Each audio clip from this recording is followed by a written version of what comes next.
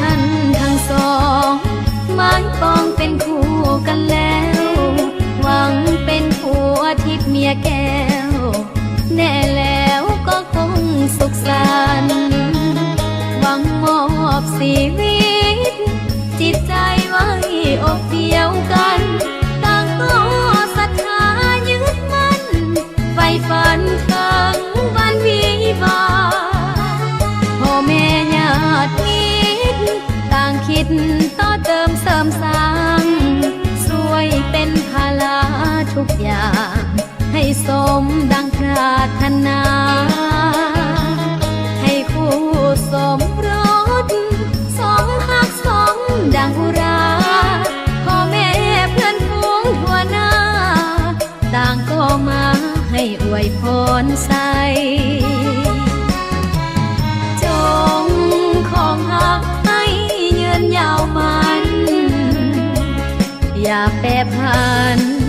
จนวันแก่เท่าลงไปทรัพย์สินเงินทองขอจงหนึ่งน้องหลั่งไหลแม้นเกิดเป็นลูกหญิงชายให้เลิศด้วยปาฏิภาณบัดนี้ทั้งสองสมปองเป็นคู่กันแล้วได้เป็นผัวทิพย์เมียแก้วแน่แล้วก็ควรสุขสันต์แม้นยามพังพลาดผิดไปอภัยให้กันดวงใจสองจงยึดมั่นต่อคำขวัญ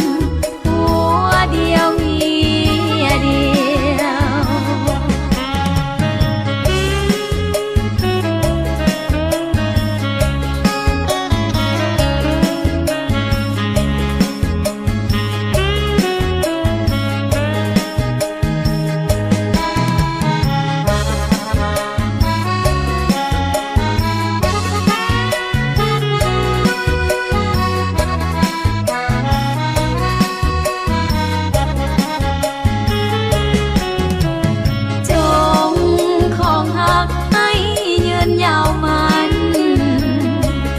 อย่าแปรผันจนวันแก่เท่าลงไปทรัพย์สินเงินทองขอจงหนึ่งน้องหลั่งไหลแม้นเกิดเป็นลูกหญิงชายให้เลิศด้วยปาฏิภาณบัดนี้ทั้งสองสมปองเป็นคู่กันแล้วได้เป็นผัวทิพย์เมียแก้ว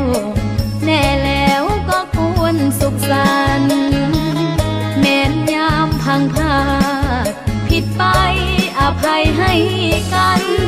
ดวงใจสองจงยึดมั่นต่อคำขวัญ